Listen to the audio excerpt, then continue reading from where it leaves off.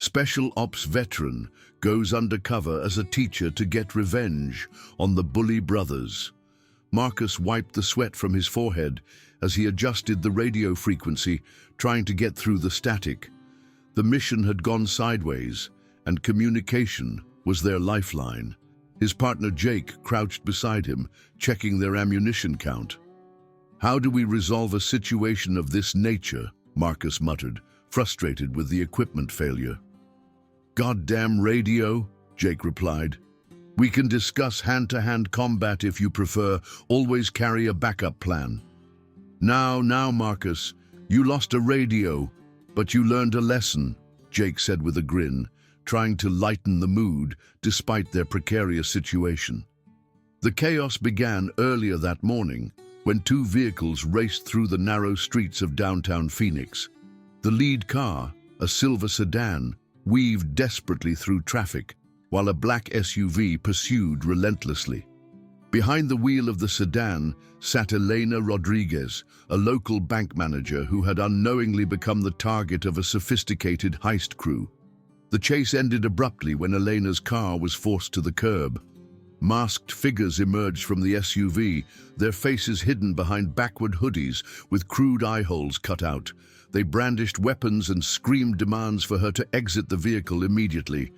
"Get out now or we'll put bullets in you," one of them shouted, his voice muffled by the makeshift mask. Elena's hands trembled as she fumbled with her seatbelt. The men grew impatient and shattered her passenger window with the butt of a pistol. Glass fragments scattered across the interior as rough hands reached through to unlock her door.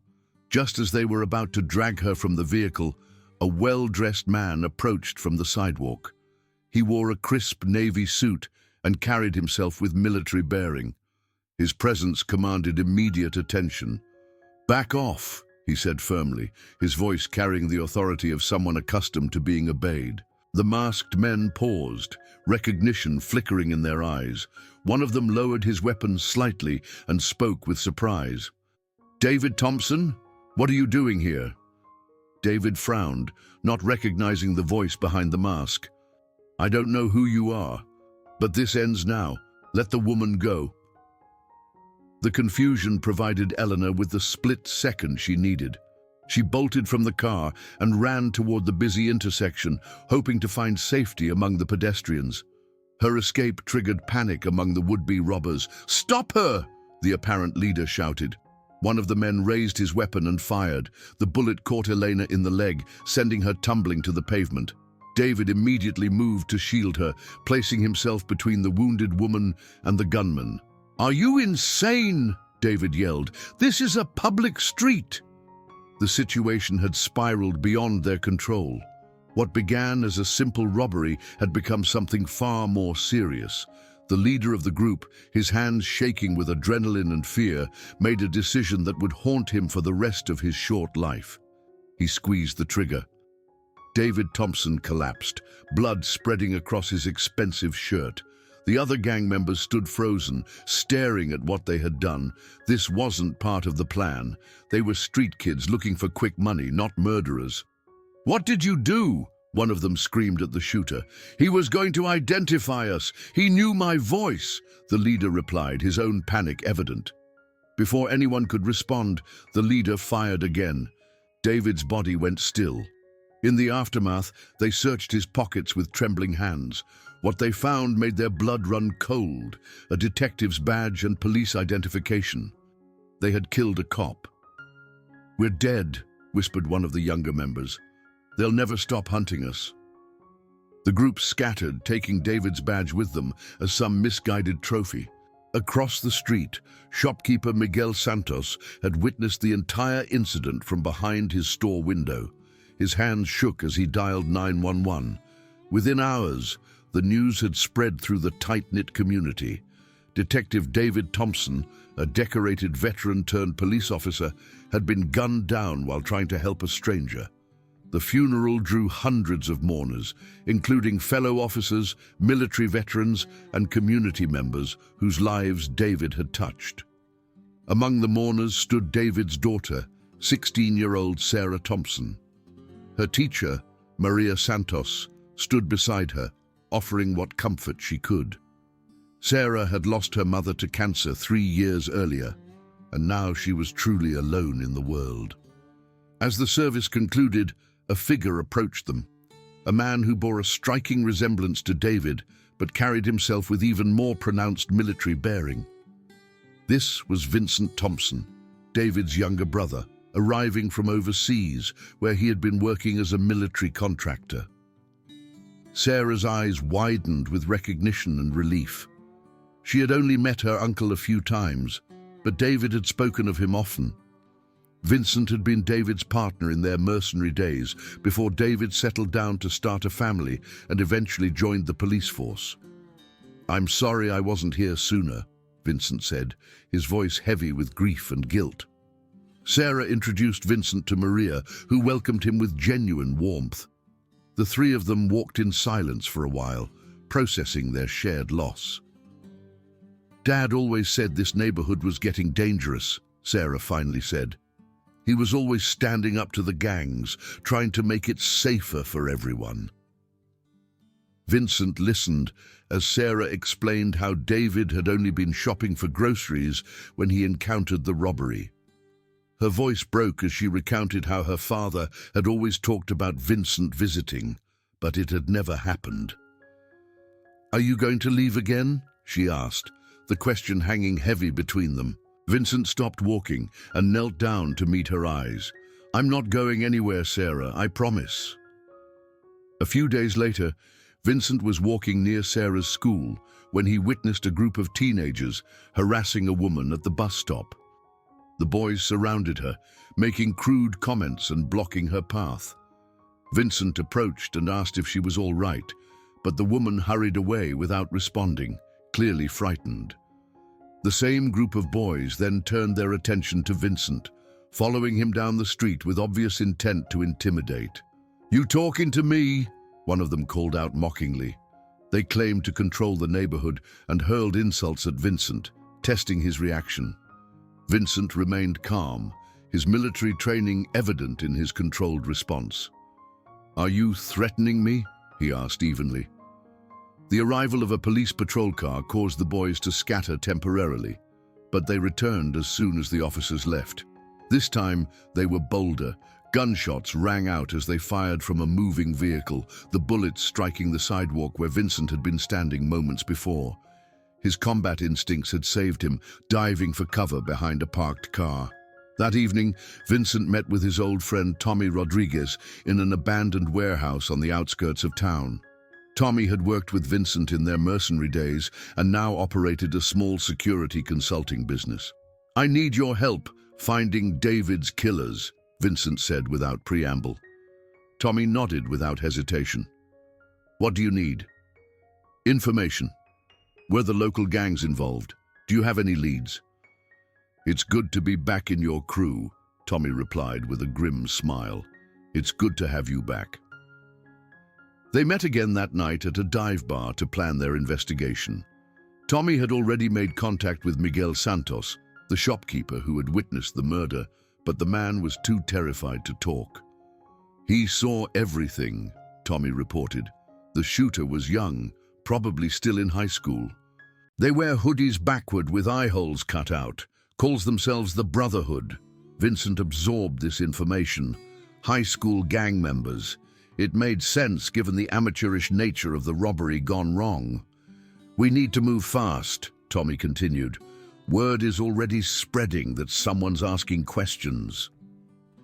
The next morning, Vincent visited Maria Santos at the school where she taught.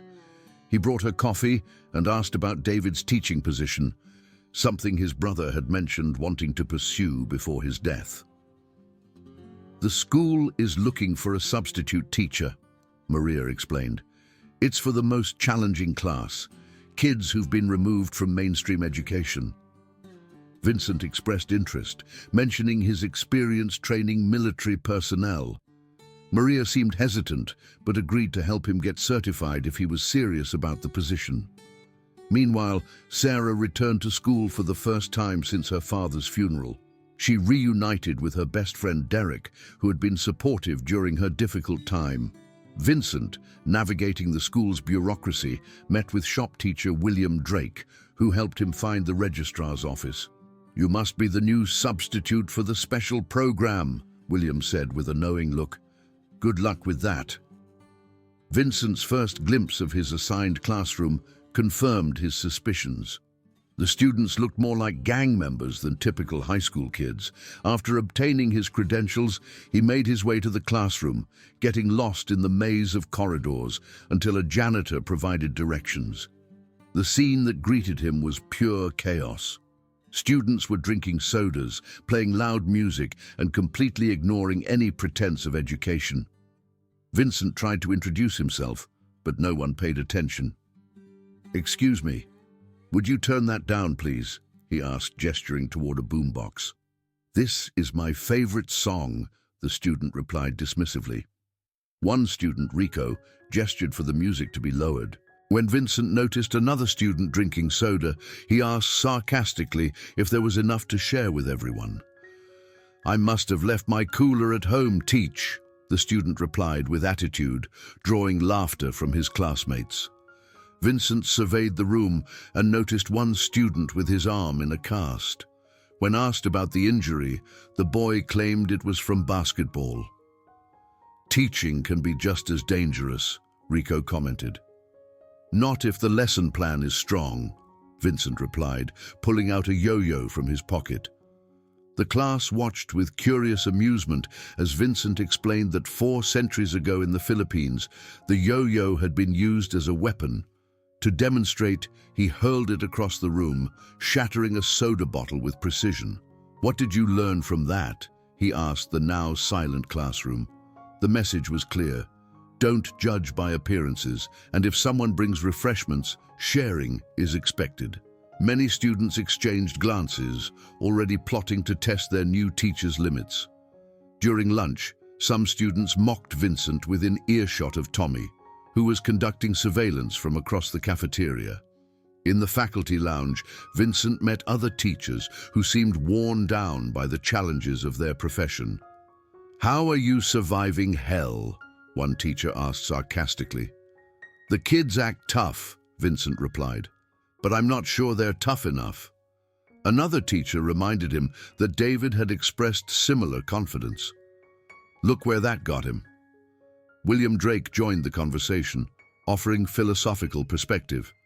"If fish can learn to swim, why give up on these kids?"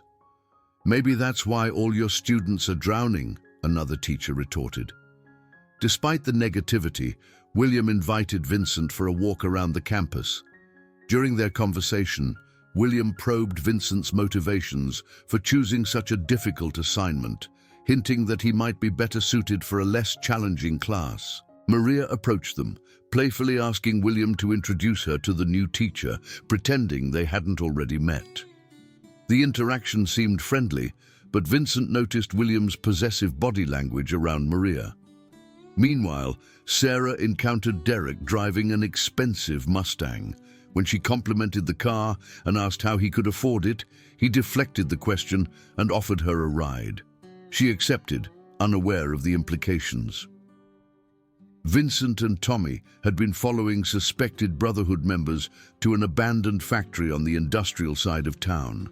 Inside, they discovered the gang torturing Miguel Santos, the shopkeeper who had witnessed David's murder.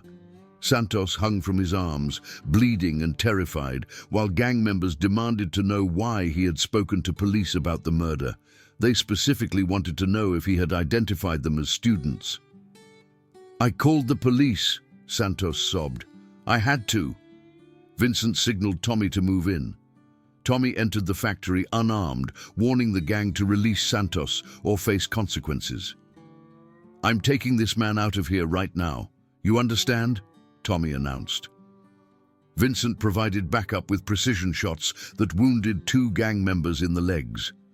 Tommy held his weapon on the gang leader, promising the next bullet would find center mass. Realizing they were outgunned and outmaneuvered, the gang leader agreed to release Santos. Tommy helped the injured man escape while warning the remaining gang members not to move until the laser sights disappeared from their chests. That evening, Sarah and Derek were in her bedroom when Vincent returned home unexpectedly. Sarah panicked, instructing Derek to escape through the window before Vincent could see him. She greeted her uncle downstairs, laughing at his stories about teaching yo-yo history.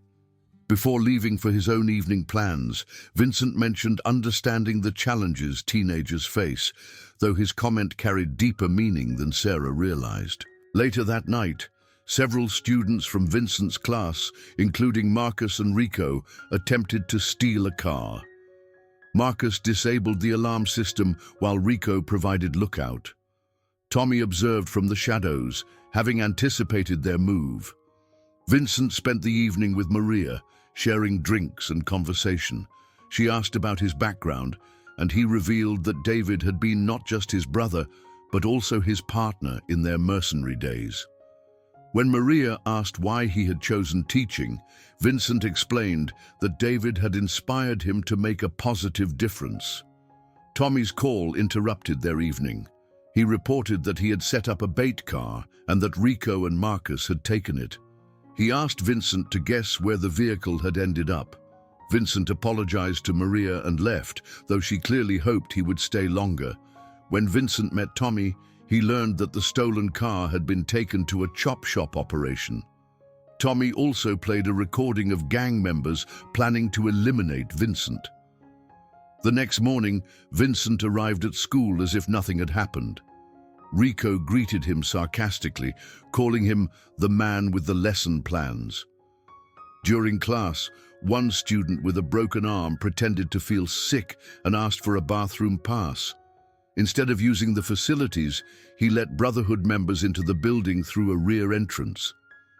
In the classroom, Marcus played his radio loudly, ignoring Vincent's instructions. After several warnings, Vincent decided to make his point more dramatically. "If I let Marcus keep playing music while I want to teach, nobody wins," he explained to the class. "That's called a deadlock, a situation with no apparent solution." Vincent then threw the radio out the window, shocking the entire class into silence. Marcus responded by pulling out a switchblade, showing off his knife skills, but Vincent disarmed him effortlessly. "I'm not trying to embarrass anyone," Vincent explained. "I just want you to understand that I'm in charge here and I want to help you." He then noticed that Kevin, the student who had left for the bathroom, hadn't returned. Vincent excused himself to investigate. In the bathroom, Vincent called out for Kevin while remaining alert for danger. Brotherhood members emerged from hiding, but Vincent was prepared thanks to Tommy's intelligence. Using his military training, he systematically defeated each attacker. Back in the classroom, Kevin returned excitedly, expecting to find Vincent beaten or worse. He told his classmates that their teacher was probably getting destroyed, but Marcus remained thoughtful about Vincent's earlier words. Vincent continued fighting in the bathroom, using all his combat skills. He pinned one gang member and demanded to know if he was David's killer. After neutralizing the threat, Vincent calmly adjusted his tie and checked his watch. The janitor, who had helped Vincent earlier, entered the bathroom and complimented his fighting technique. He introduced himself as Benjamin Carter, a Vietnam veteran who recognized Vincent's Green Beret training. "I served with the 1st Battalion in 1971 and 1972, Carter explained. "Those weren't real students. Someone let them in." Carter offered to handle the cleanup and asked Vincent to meet him in the basement later. He also suspected that Vincent was more than just a substitute teacher. Vincent returned to class as if nothing had happened, finding Kevin basking in attention from his classmates. When Vincent asked if Kevin was feeling better, the other students gave him skeptical looks.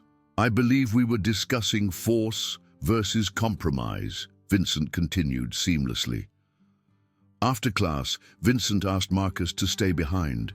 He inquired about the cost of the radio, and Marcus said it wasn't expensive. Vincent told him he believed Marcus could change his life's direction, but Marcus became angry. "How could you know anything about my life?" Marcus demanded. "My dad's in prison, my brother's dead, And I don't even know where my mom is. The gang is all I have." Vincent listened patiently and reminded him that he still had the power to choose a different path. Marcus, upset and unconvinced, returned the yo-yo Vincent had given him and left. Kevin and his friends returned to investigate the bathroom, but found everything cleaned up. Despite Kevin's insistence that Vincent had fought gang members, his friends remained skeptical. That evening, Vincent met Carter in the basement, where the janitor revealed his living quarters and military memorabilia. Carter shared his respect for Vincent's service, while Vincent opened up about his mission to find David's killer. Carter mentioned hearing strange noises at night, people coming and going when they shouldn't be there. Every time he investigated, however, he found nothing. Vincent suggested they work together with Tommy to investigate. Meanwhile, Sarah was walking home when Brotherhood members confronted her. They threatened her, demanding that she convince Vincent to stop investigating their activities. They warned her to forget the conversation ever happened and left her frightened on the street. That night, Sarah told Vincent about the encounter. He instructed her to stay home for the next few days, and despite her protests, she agreed.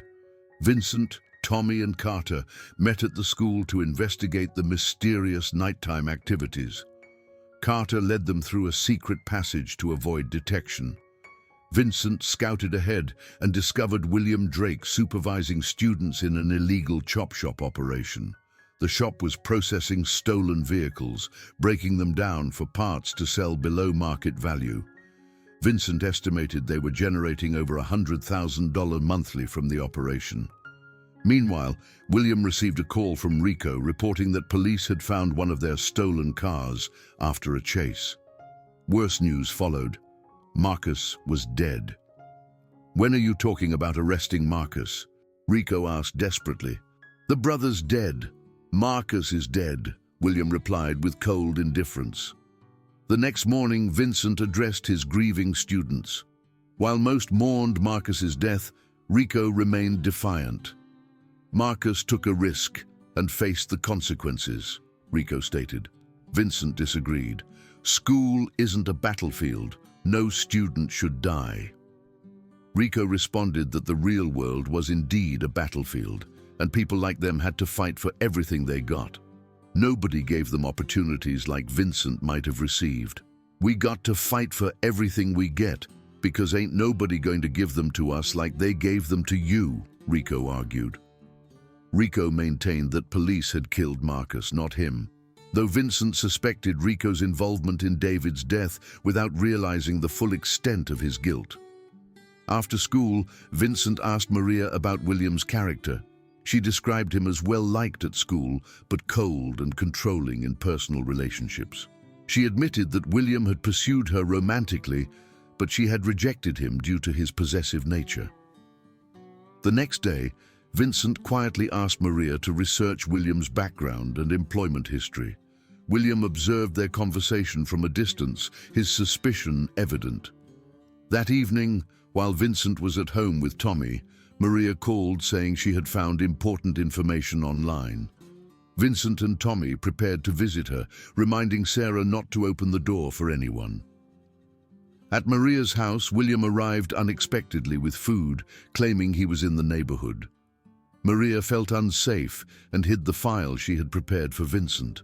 William continued his friendly facade while probing for information about her relationship with Vincent.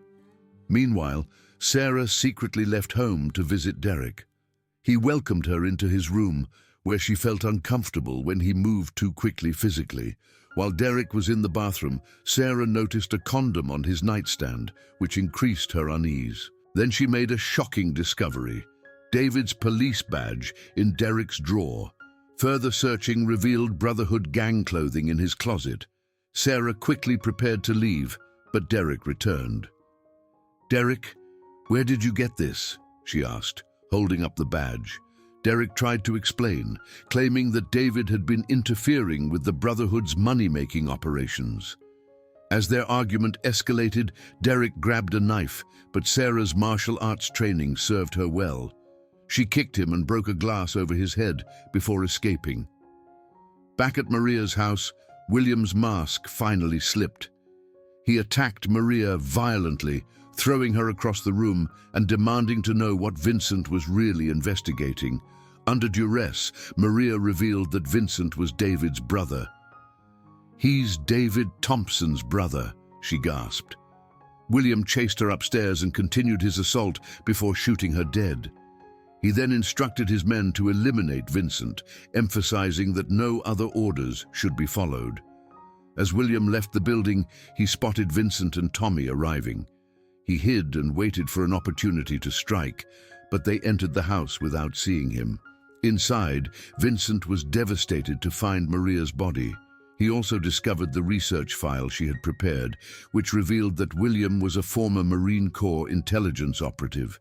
He had been discharged honorably, but under suspicious circumstances, suspected of conducting unauthorized operations in Honduras in 1986.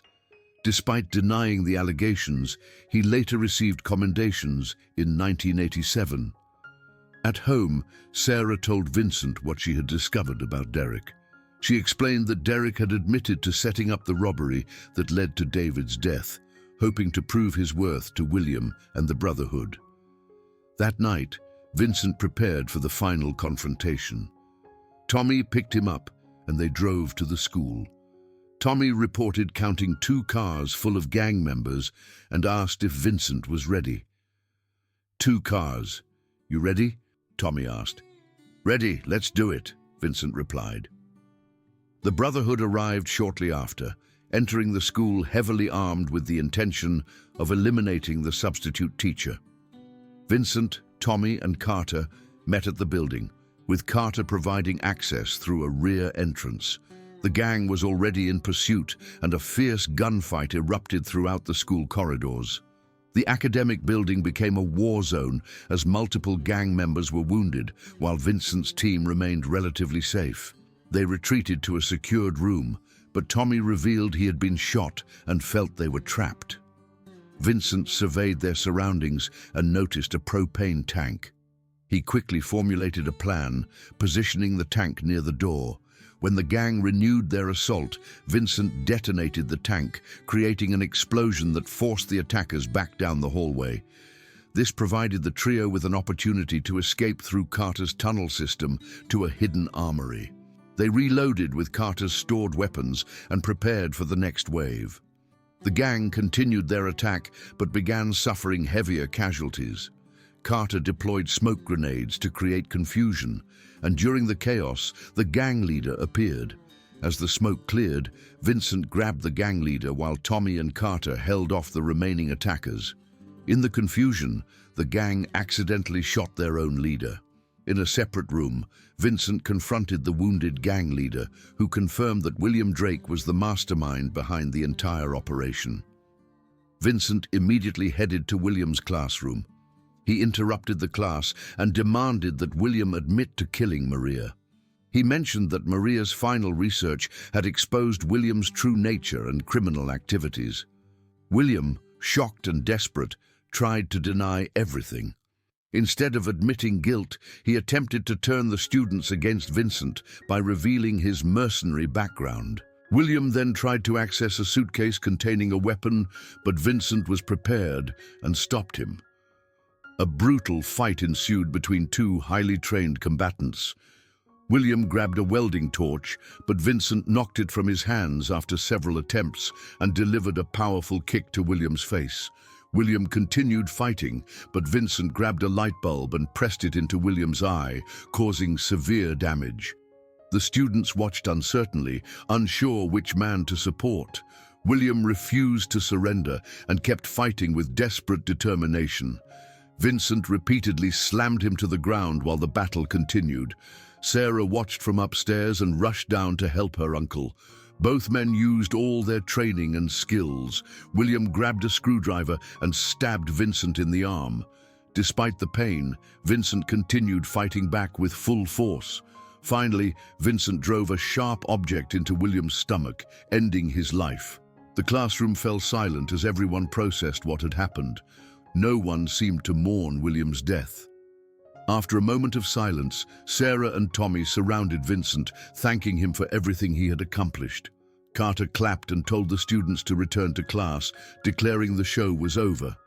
As everyone dispersed, Rico showed kindness for the first time, telling Vincent that he looked like he could use medical attention and a vacation. In the aftermath, everything seemed resolved.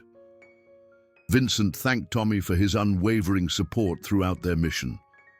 Sometime later, Vincent and Sarah visited David's grave.